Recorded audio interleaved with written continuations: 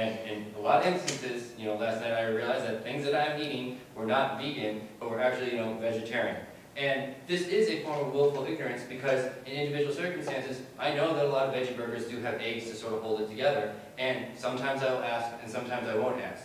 And this is not giving me an excuse for the times that I don't ask, but forces me to interrogate why in this instance did I choose not to ask about the veggie burger being vegan, and why in other instances I've chosen to ask about the veggie burger being vegan, right? And this is what I think is important, is that when we fail, we don't just be like, okay, I failed, I screwed it up, I was willfully ignorant, but we use it as a reason to ask ourselves, why was I willing to fail in this instance in this way? And then utilize that as a way to critically reflect to figure out how I could fail differently in the future and move forward to not make that same mistake again and again. So, for instance, I recently, as of Wednesday, have given up all Coke products because they are a horrible capitalist organization that actively, kills union leaders abroad and, puts down dissent.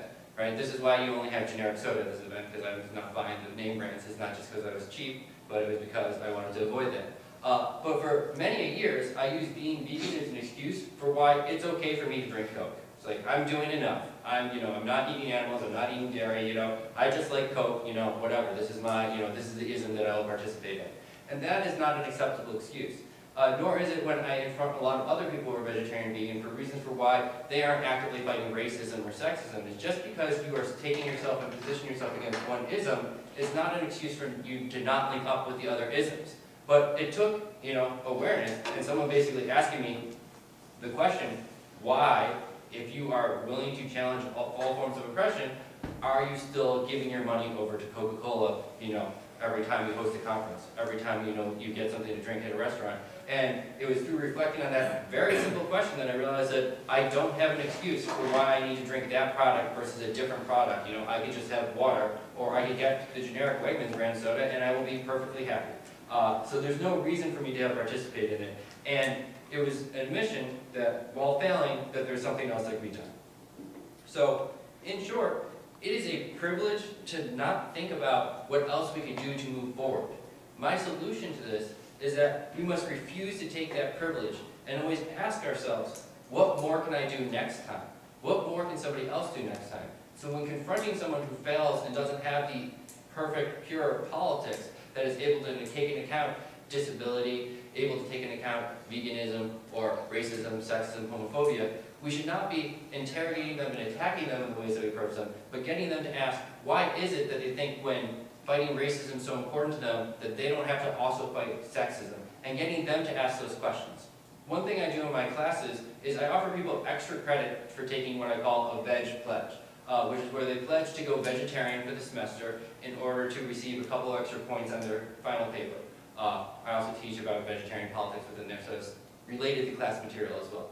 But what I find is that at the end of the semester, when people do a write-up of how they go about engaging in this veg pledge, is that many of them fail as they go about in this process. They disclose that when they went home, their parents just happened to make them, meat, because that's what they're used to eating. Or their grandmother, made this great, stew that had meat in there, and it's like a cultural tradition for them.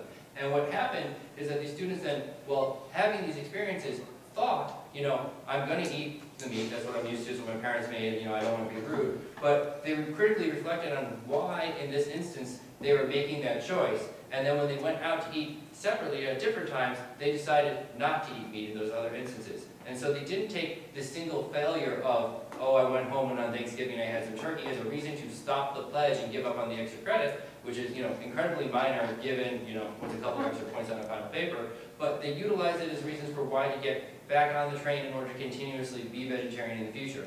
And some students, from semesters ago, have emailed me and said they have now gone entirely vegetarian because they can't stop thinking about why are they eating meat in this instance in future instances, even though it took many months for them to actually, give up flesh products in its entirety, because it took them asking the questions, not me telling them the solutions in order to be able to move forward. And so queer vegetarian politics is about a politics that doesn't prescribe solutions for individuals, but allow for individuals to come up with the necessary conceptual tools to realize how to move forward productively in coalition with others, even when those others might be our enemies.